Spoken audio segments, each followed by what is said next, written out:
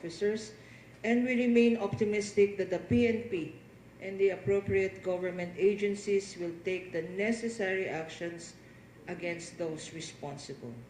We trust that the agencies and individuals overseeing the said investigation will be transparent and honest in their reports. Finally, we encourage the public to exercise vigilance when sharing videos and posts online.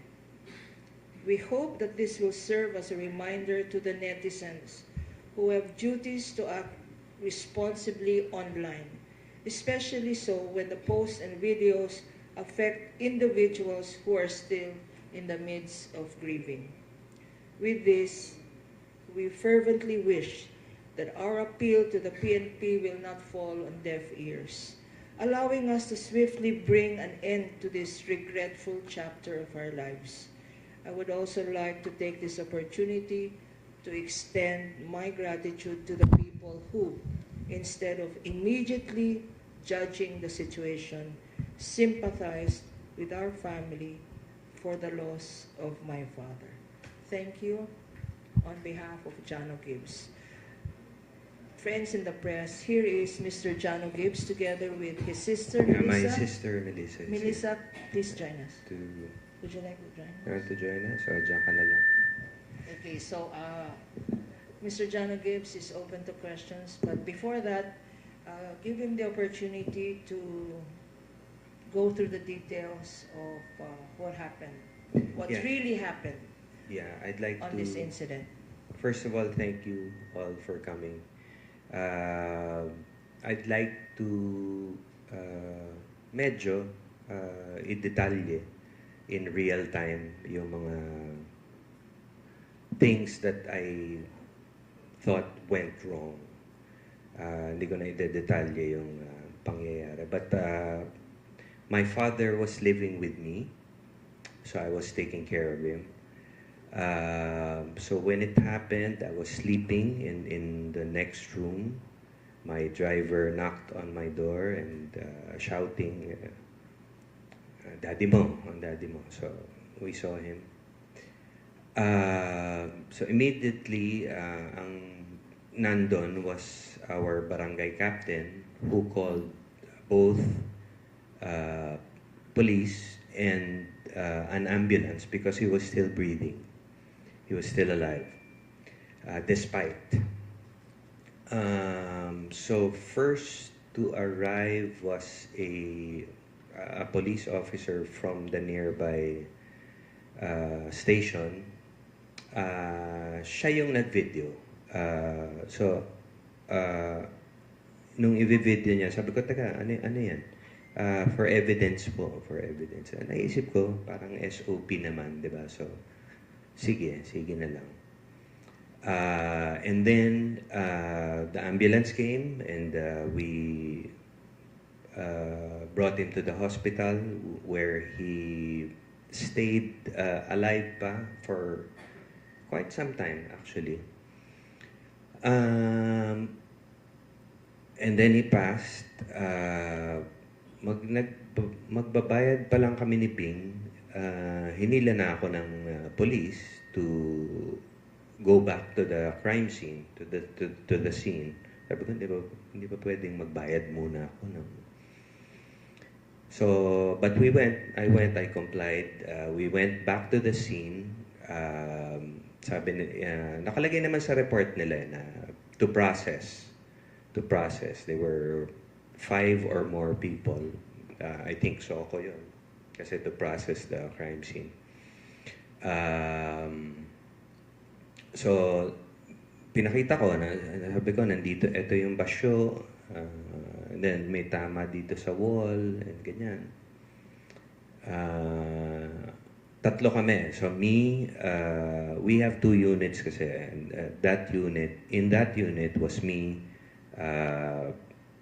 my dad, our driver, and a kasambahay. Especially for my dad. Nakatutok sa daddy ko.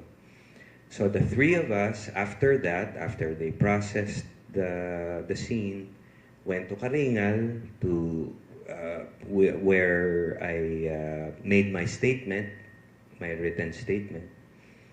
And then after that, we went to do a paraffin test. Kami tatlo. Ako, yung driver, and the kasambahay. During that time, remember, this is the same day. This is the same night. Bing texted me that the statement, the full statement, and including our address and my full statement of the pangyayari was circulating already. Nagli-leak na. So, same day pa lang yun. So, I told the police I was with. Sabi ko, ano to? Sabi ko, ang sagot sa akin, ako, sir, hindi natin may iwasan yan eh. Kasi pinapasa talaga namin sa mga superiors at sa iba-ibang ano. Hindi talaga may iwasan. Tama ba yun, attorney? Hindi may iwasan? Hindi tama yun. Kasi pag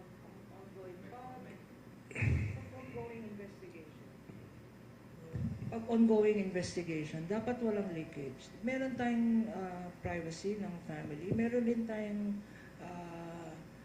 confidential data information. Ano. So, mishandling talaga.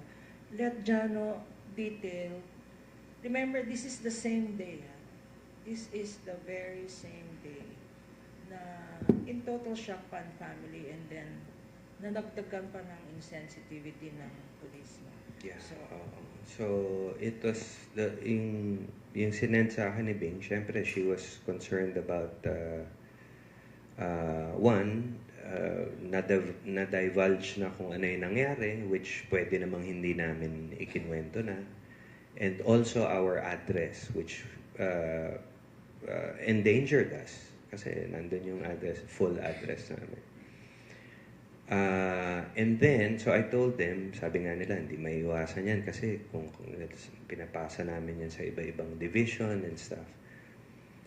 Habang nagpa-paraffin test ako, that was on the second floor of Soco, I think. I think that's where you do the paraffin test. Yung window, half smoked yung window. Aba, may camera crew dun na nakaganon. Sa second floor na nakunan ako nagpa-paraffin. So, nagalit yung doktora na nagpa-paraffin. Sabi niya, sino yun? Habulin niyo. Ganun. Hinabol nila, bumalik. Wala na po eh. Sabi ng doktora, sino ang tao sa baba? Wala po. Wala pong tao sa baba. So, anong klaseng police station yun? Walang bantay. What if that was a gun? Or kahit sino, pwedeng umakyat na lang nang walang paalam. Anong klase yun? And then,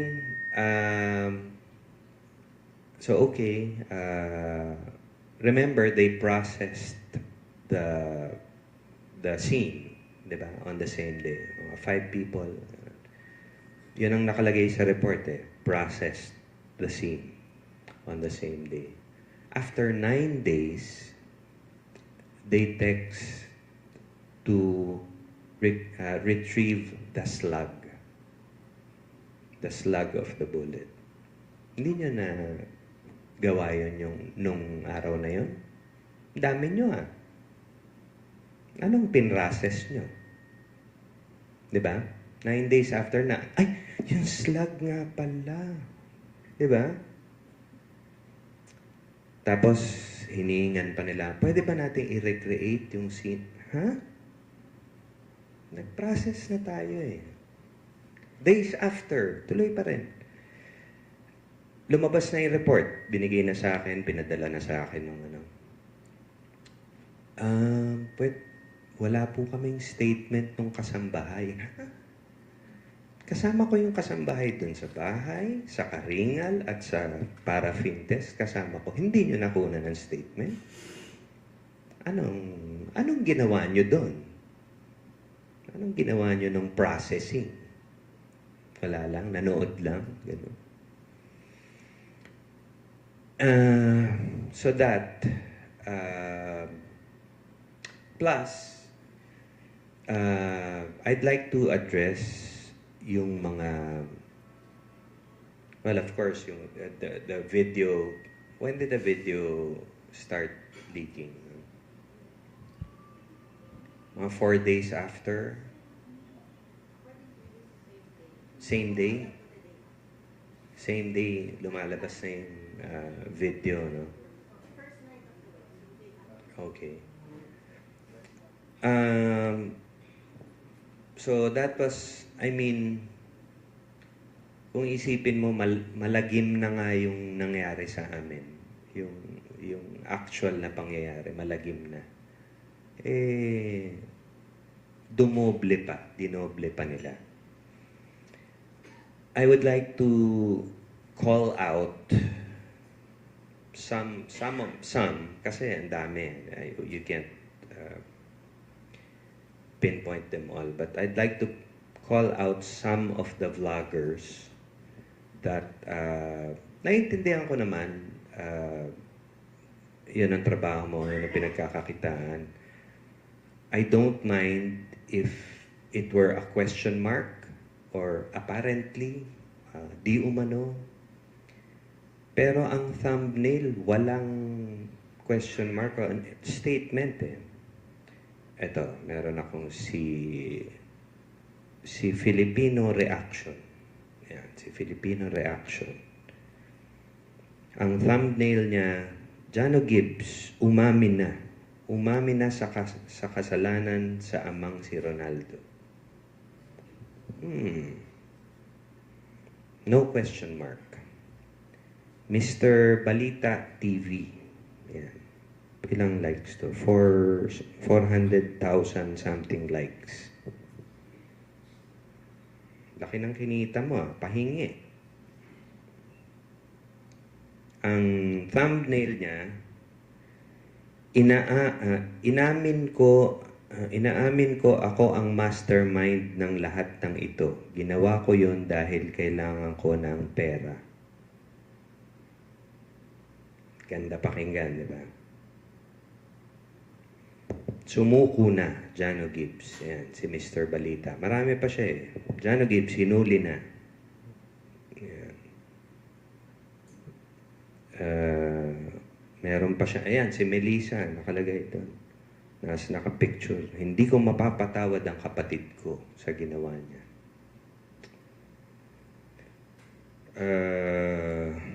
Yun, puro si Mr. Balita ang ano. Ito, Celebrity Viral PH.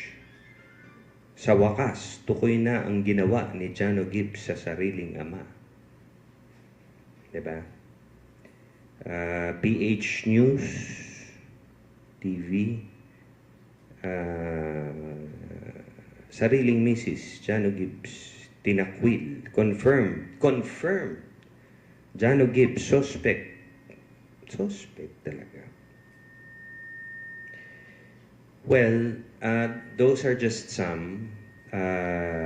Gusto ko lang sabihin sa inyo, dun sa mga binanggit ko, ganito na ba kababa, kadesperado ang mga vloggers for likes and views and, you know, at the expense of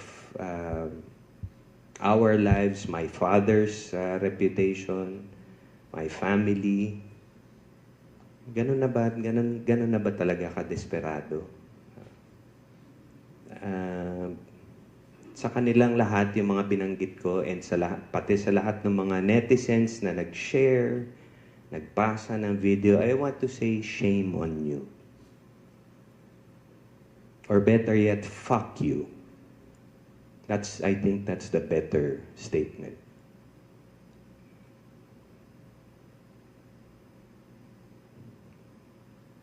I do not wish this on anybody else. That's why I'm doing this. Ayoko na mangyari sa ibang tao itong nangyari sa akin. Yun na po.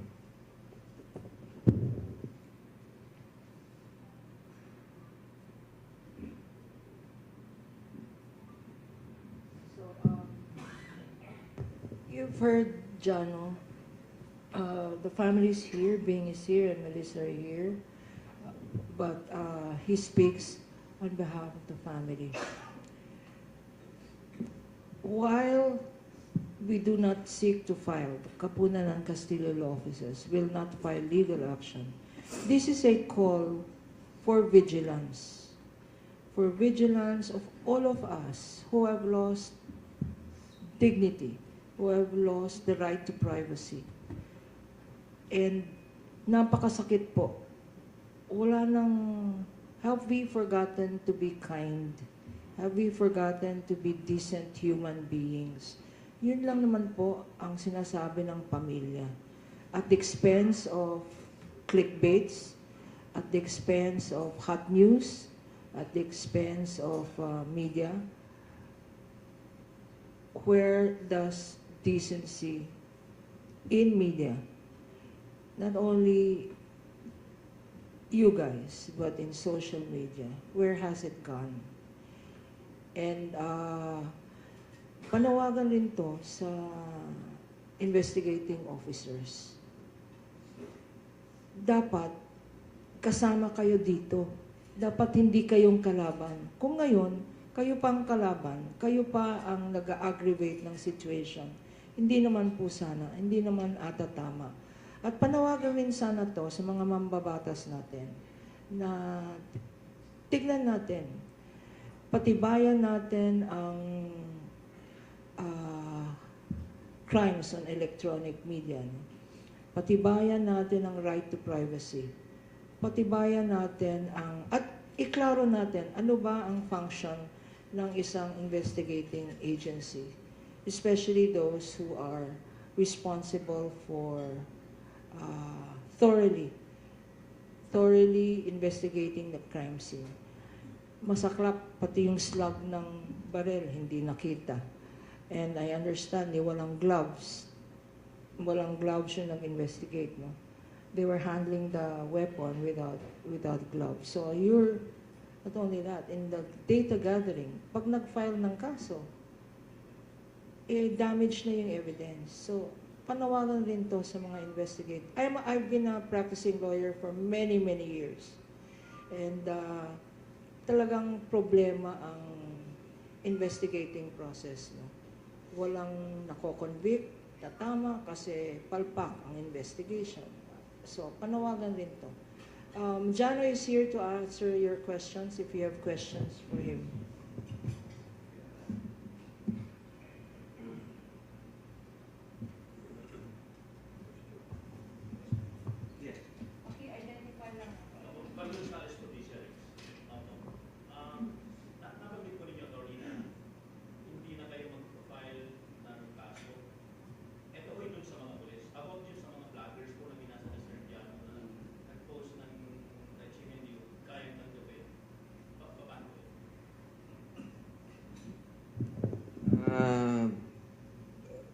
Personally,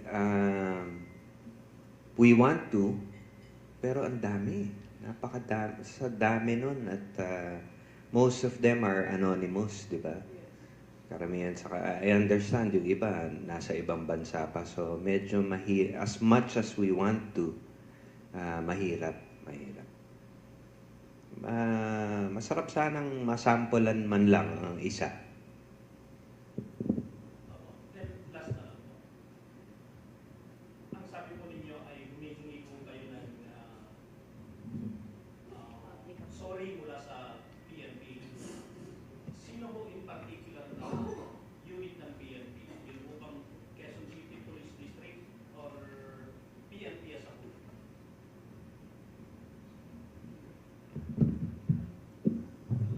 I think ang directly responsible is the investigating officers, no? At saka yung under the doctrine of responsibility, hindi lang yung actual police, hindi lang yung actual unit. Kasama dyan ang mga, actually kasama na dapat dyan ang DOJ, kasama na rin dyan. Now is the time to see nga yung chain of command. Di ba? Kasi Kasi ang problema dito sa mga high profile cases, naghahanap sila ng mga lower ranking subordinates. But the doctrine is command responsibility. Sa criminal law, meron tinatawag na command responsibility. If you are the superior, you are also liable. So, kung ang question is, sino dapat ang mag-apologize? Siguro, hindi lang yung sinasabi na investigating officers, kasi tatlo ang pangalan na nakalagay sa report. Siguro yung superiors nila should apologize because under the doctrine of command responsibility, they are equally liable for the acts of their subordinates. So, the same way na kinalat ang video na yan on the same day, it must be with the same prominence na mag-apologize sila. Kung kinalat nila ang video sa public o nag-leak sila ng video, with the same prominence, the apology must be as public and as widespread. And sincere apology yan. Kasi wala pa tayong December 17 yan. Magwa 1 month pa lang. Ang dami-dami nang umiikot. And the family is still being harassed, no? Pinapapunta sa station para kumuha ng kopya ng report. Nagbigay na ng Viber report, no? Mga ganyan, small things na why are they doing this? Are they hungry for media attention? Minsan ganyan kasi hindi naman po lahat, no, ng police, ganon. Pero merong dapat weeding out na rin. From DWIC, Job and Training, nakipag-ugnayan na po ba kayo sa UCP?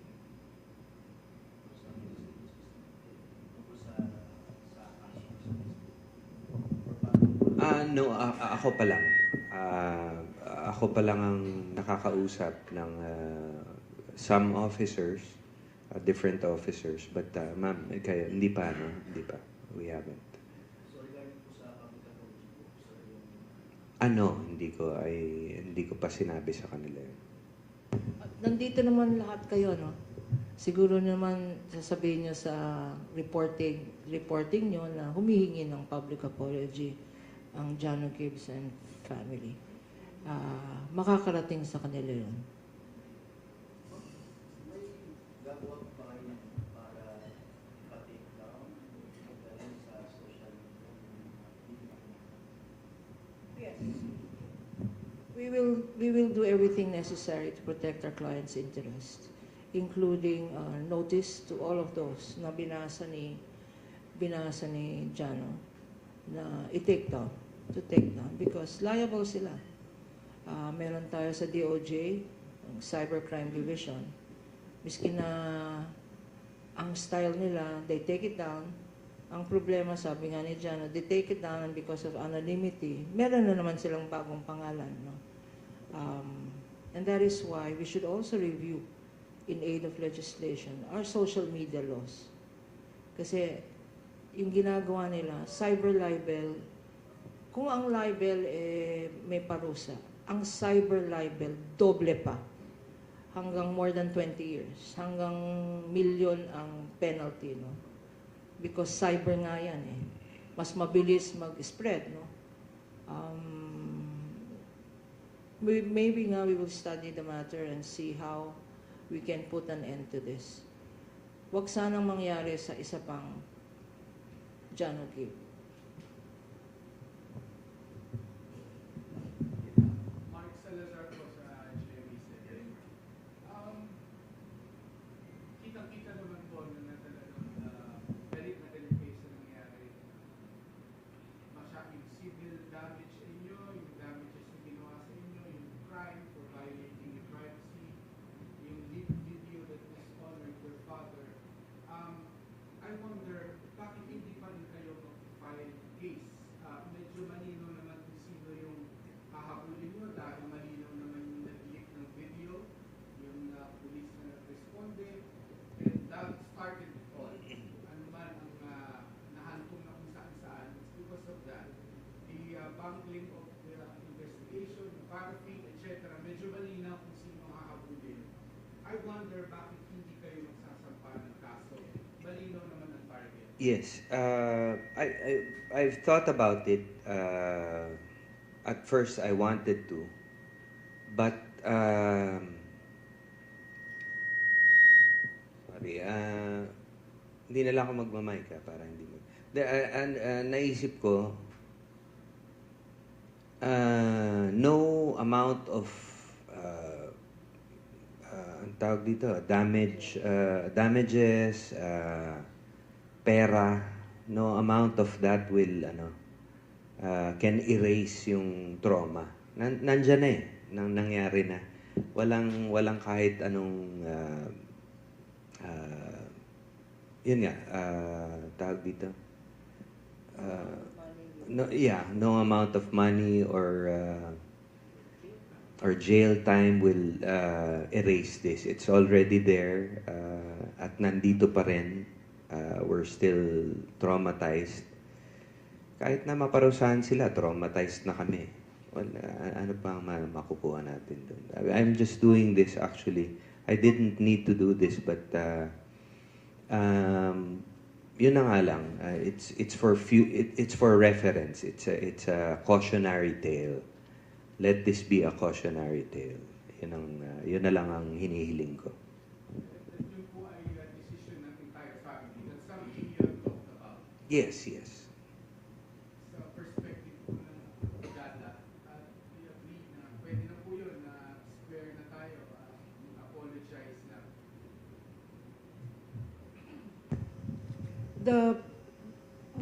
The reason for the press conference is really also a call to the police authorities to clean up their own ranks. Kasi pag nag-file tayo ng kaso, sinong pa-filean natin? Yung mga subordinates? Or do we file all the way to the superiors, all the way to the Department of Justice? In fact, all the way to the President of the Republic, kasi executive yan di ba? That will not lessen the pain. That will not erase the grief. In fact, it will expose the family more to public attention. I was going to add, Attorney, you said it. Pag nag-file kami and stuff, I will have to reenact again. Ikukwento ko na naman and mas trauma pa. Hindi pa nga kami nakakabangon. It will add even more sa pinagdadaanan namin. Clarification lang, Attorney. Natukoy kung sino yung kumuha. Pero natukoy ba kung sino talaga yung nag-upload? Kasi pinagsabi subordinate na talaga sa mga superiors. Pwede isa o dalawa o tatlong superiors pang nag-upload. Natukoy ba kung sino talaga, kanino talaga nanggaling? But they filed in fairness to them, I think the QCPD filed an administrative case dun sa isang tao sa nag-video. But yun nga, maaaring hindi siya maaaring siya lang ang kumuha, but admittedly, 'di ba, pinapasa nila yan. So it's hard to, that's also another reason kung bakit mahirap magdemanda kasi hindi mo alam kung sino talaga pinapasa. SOP nila is to give it to other officers for study. Ganun. So. Janno, ano yung next step ninyo after this press call? At kung walang response, walang public apology, ano ang next step? We are relying that because of this press conference and because of the sentiments of the family, that the police officers or the investigating unit is responsible enough to make a public apology. That's all we ask. An admission, kasi meron namang admission sa text message kay Janno that there was really an admission of a leakage of a certain police officer. So by that admission, that's really already admission of guilt. But it shouldn't stop there. It should be a public apology to the family. Because sabi nga ni Janno, na-leak yung video, the father was still alive when he was brought to St. Luke's. And it was through this video that the family learned about the incident to the father. No? So can you imagine the shock and how irresponsible naman? I mean, kung nangyari sa atin ito, nasa ICU pa yung tatay natin, tapos may nag-leak na ng video na namatay na or nagpakapatay, how will you feel? This is not because Janno Gibbs is a public personality. It is because he is a human being. And all of us are entitled to dignity, especially the dead, especially those who have moved on. Let us respect that dignity. And that is the reason why maybe the family has decided not to file a case. Because uungkatin, bakit nag-commit ng suicide, bakit ganito. No. What the family wants is peace. Correct, Ma'am Bing, Melissa, and Janno? They want peace. They may be public figures, they may be in the movie industry, but they are entitled to dignity and being left alone as they continue to grieve for their father. Diba? Ganun lang yun. Paano pag dead ma? Di si attorney kapunan ng kalaban nila. Diba? Ganun lang yun. But we nga are relying that they are responsible police officers. Huwag naman natin husgahan lahat na hindi mag-a-apologize. I'm sure with the pressure of media and with the public, the sentiments of the family being aired today, that we will get that public apology. And perhaps maybe if there are legislators who are listening, this is a good opportunity to review our libel laws, especially electronic media. Because napakadali po manira ng reputasyon sa media, especially in social media. Although doble ang penalty, siguro bitay ng kailangan dyan sa social. I'm just joking. But our libel laws should be, kasi ngayon ang pinag-uusapan dapat libel hindi na criminal offense. Dapat civil offense na lang. Because we are a very free society. We value our freedom of the press. Hindi naman po natin sinasabi na there should be censorship of the press. We're not saying that individuals should not express their opinion. But your opinion stops when you start destroying the reputation of others. And yan ang nangyari dito. Imagine saying na inadmit. Talagang falsehood yun. Inadmit ni Janno na siya ang responsible kasi kailangan niya ng pera or hindi siya papatawarin ng kapatid niya or pati yung asawa niya inamin na may ginawa si Janno. That's really below the belt.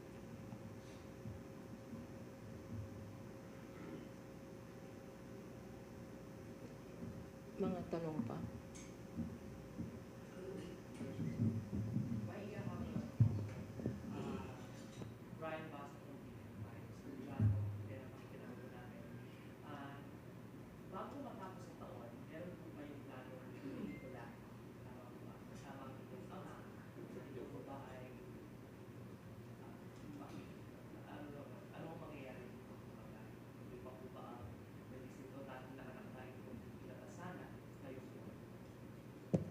Yes, tuloy yung movie on the 24th. It's showing on the 24th because it's not easy to move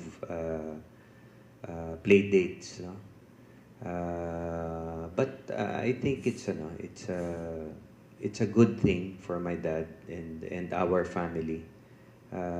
It's one of the best parting gifts a dad can leave his son and this family.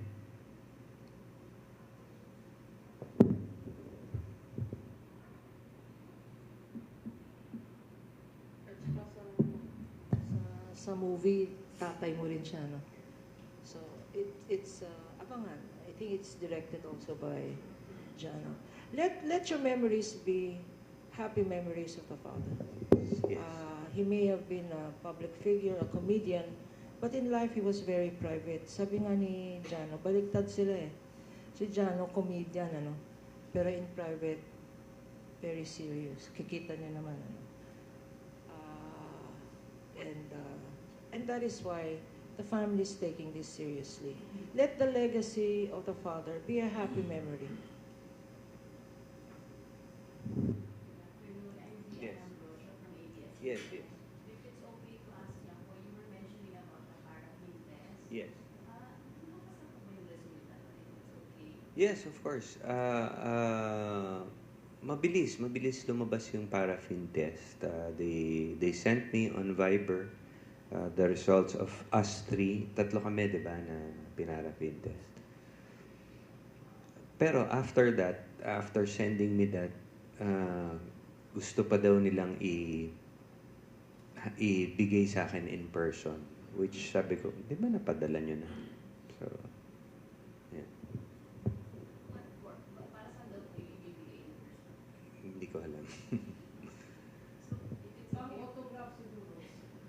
so what was the result? Okay lang. Negative, of course. Negative.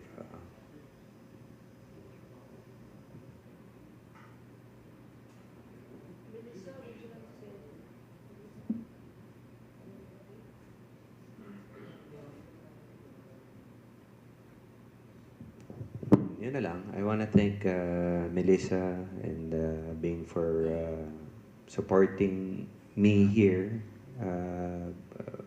All my sentiments, lahat po ng sinabi ko, ng nararamdaman ko, ay nararamdaman din nila. Melissa was daddy's girl. Bing was very close to my dad because he lived with us he's been living with us for a year now. Almost a year. So we share the same sentiments. His grandson is there, Heron. We were a close-knit family till the end. Even my mom, which alam nyo na naman lahat na they're not together anymore. It's been almost a year. But even though we still stayed as a family unit till the end.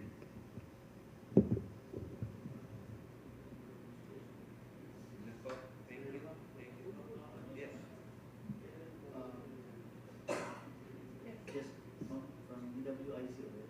Jordan Bileno po. Hindi pa po ba sapat yung pagka sibak sa servisyo or sa pwesto ng mga police? Police na sangkot na po sa insidente. Kasi nasibak po sila at hindi po ba sapat po yun?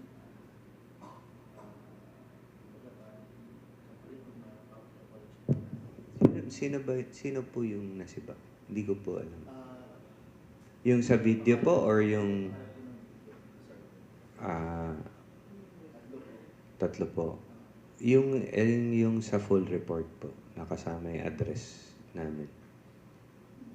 Nakasuhan po ba yun? Administrative? Hindi po yata eh. Hindi po yata eh. Alam ko yung video lang po ang nakasuhan nila ng administrative. Still, kung na-relieve, they're just free. Diba? Pwede naman sila ilipat lang ng ng stasyon.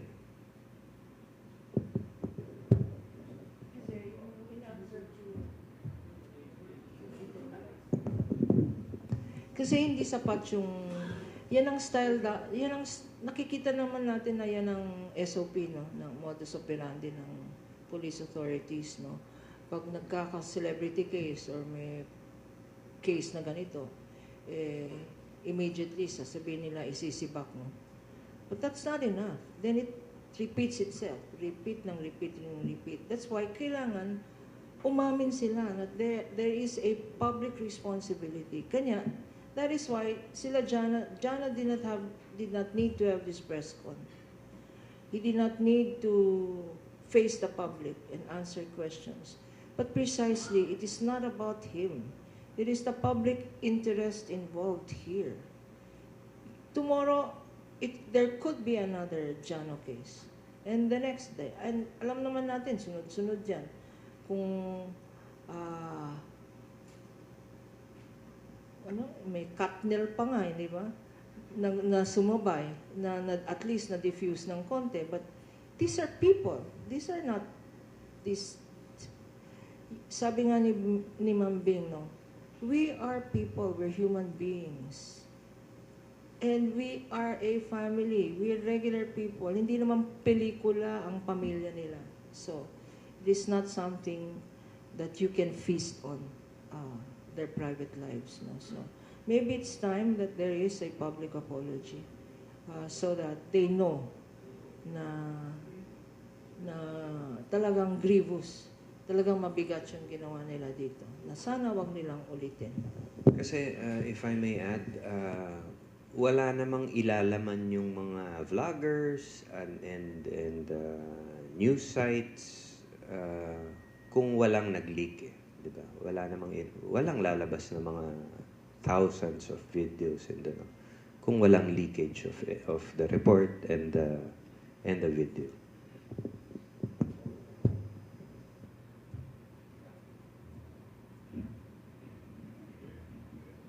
With that, meron po kaming kopya ng statement. If you want a copy, we will distribute it.